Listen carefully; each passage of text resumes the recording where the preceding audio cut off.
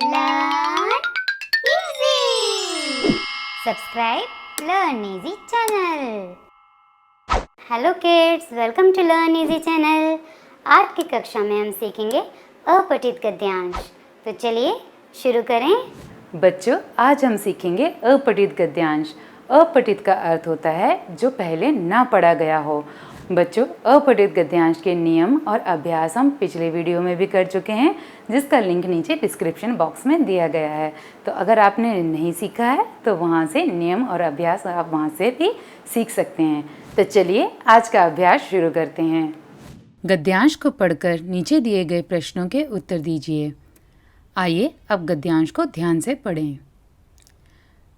धूप में किसी मैग्नीफाइंग ग्लास को स्थिर करके उसमें से सूर्य का अक्स किसी कागज पर डालिए। कागज फौरन आग पकड़ लेगा, जल जाएगा, किंतु यदि हम कागज को अथवा मैग्नीफाइंग ग्लास को हिलाते रहेंगे तो शक्तिशाली मैग्नीफाइंग ग्लास भी कागज को नहीं जला पाएगा। यहाँ पर मैग्नीफाइंग ग्लास को आपके ध्यान की एकाग्रता से दर्शाया जा रहा है। ध्यान और लक्ष्य में बहुत शक्ति है। ध्यान से पाठ्य सामग्री को पढ़िए और चमत्कार देखिए कि सारी अध्यापन सामग्री सदा सदा के लिए स्मृति और समझ का अंग बन गई है। पर यदि आप 50 बार भी चंचल मन से अपनी पाठ्य सामग्री को दोहराएंगे तो भी आपकी समझ में कुछ नहीं आने वाला। आपकी सारी मेहनत स्थिर ध्यान के बिना व्यर्थ है। स्पष्ट उद्देश्य, एकाग्र ध्यान और निश्चित लक्ष्य लेकर जो अपनी मंजिल पर नहीं बढ़ता, वह सिर्फ पागलों की तरह चलता ही नहीं बल्कि हमेशा जीवन में भटकता रहता है। बच्चों, अब इस गद्यांश को आप अपनी सरल भाषा में समझने का प्रयास कीजिए। आइए गद्यांश को एक बार फिर से पढ़ें। धूप में किसी मैग्नीफाइंग ग्लास को स्थिर करके उसमें से सूर्य का अक्स किसी कागज पर डालिए। कागज फौरन आग पकड़ लेगा, जल जाएगा, किंतु यदि हम कागज को अथवा मैग्नीफाइंग ग्लास को हिलाते रहेंगे तो शक्तिशाली मैग्नीफाइंग ग्लास भी कागज को नहीं जला पाएगा। यहाँ पर मैग्नीफाइंग ग्लास को आपके ध्यान की एकाग्रता से दर्शाया जा रहा है।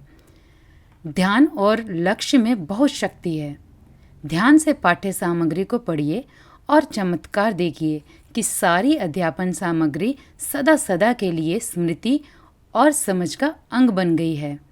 पर यदि आप 50 बार भी चंचल मन से अपनी पाठ्य सामग्री को दोहराएंगे तो भी आपकी समझ में कुछ नहीं आने वाला। आपकी सारी मेहनत स्थिर ध्यान के बिना व्यर्थ है। स्पष्ट उद्देश्य, एकाग्र ध्यान और निश्चित लक्ष्य लेकर जो अपनी मंजिल पर नहीं बढ़ता, वह सिर्फ पागलों की तरह चलता ही नहीं बल्कि हमेशा जीवन में भटकता रहता है। तो बच्चों, अब आपने इस गद्यांश को 2 बार पढ़ लिया।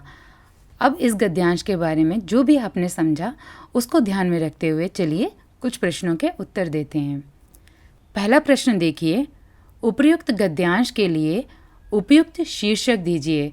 अर्थात हमें इस गद्यांश के लिए कोई नाम देना है, कोई हेडिंग देनी है। तो अब इस गद्यांश को पढ़कर आपके मन में जो भाव आ रहे हैं उस भाव को ध्यान में रखते हुए हम इसका शीर्षक चुनेंगे। अब इसका उत्तर देखिए, एकाग्रता की आवश्यकता, अथवा इसका एक और शीर्षक हो सकता है एकाग्रता का जीवन में महत्व।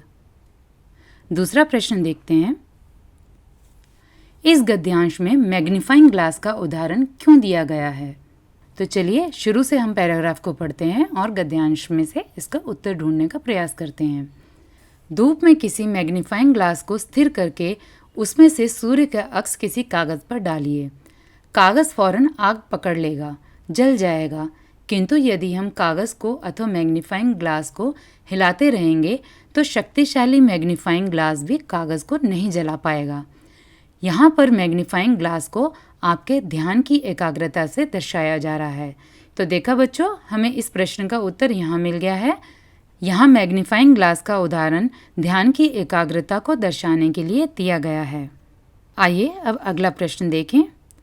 गद्यांश के अनुसार किन 2 चीज़ों में बहुत शक्ति है? अब इसके आगे की लाइन हम पढ़ते हैं। ध्यान और लक्ष्य में बहुत शक्ति है। तो बच्चों, इस प्रश्न का उत्तर भी हमें यहीं मिल गया। आइए अब इसका उत्तर देखें। गद्यांश के अनुसार ध्यान और लक्ष्य में बहुत शक्ति है। अगला प्रश्न देखें। सदा सदा के लिए पठित सामग्री को अपनी स्मृति का अंग बनाने के लिए क्या किया जाना चाहिए? तो आइए अब इसका उत्तर ढूंढें। ध्यान से पाठ्य सामग्री को पढ़िए और चमत्कार देखिए कि सारी अध्यापन सामग्री सदा सदा के लिए स्मृति और समझ का अंग बन गई है। तो आइए इसका उत्तर देखें। सदा सदा के लिए पठित सामग्री को अपने ध्यान में रखने के लिए ज़रूरी है कि हम जो भी पढ़ें बड़े ध्यान से पढ़ें। आइए अगला प्रश्न देखें। इस गद्यांश के अनुसार जीवन में कौन भटकता है? आइए अब आगे का गद्यांश पढ़ते हैं। पर यदि आप 50 बार भी चंचल मन से अपनी पाठ्य सामग्री को दोहराएंगे तो भी आपकी समझ में कुछ नहीं आने वाला। आपकी सारी मेहनत स्थिर ध्यान के बिना व्यर्थ है। स्पष्ट उद्देश्य, एकाग्र ध्यान और निश्चित लक्ष्य लेकर जो अपनी मंजिल पर नहीं बढ़ता वह सिर्फ पागलों की तरह चलता ही नहीं बल्कि हमेशा जीवन में भटकता रहता है। तो देखा बच्चों, हमें इस प्रश्न का उत्तर भी मिल गया। तो आइए इसका उत्तर देखें। स्पष्ट उद्देश्य, एकाग्र ध्यान और निश्चित लक्ष्य लेकर जो अपनी मंजिल पर नहीं बढ़ता वह हमेशा जीवन में भटकता रहता है। तो बच्चों, अब तो आपको समझ आ गया होगा कि अपठित गद्यांश को किस प्रकार से हल किया जाता है। तो चलिए बच्चों, आज की कक्षा में इतना ही। अगली कक्षा में फिर मिलेंगे। तब तक के लिए bye. Learn easy. Subscribe Learn Easy channel.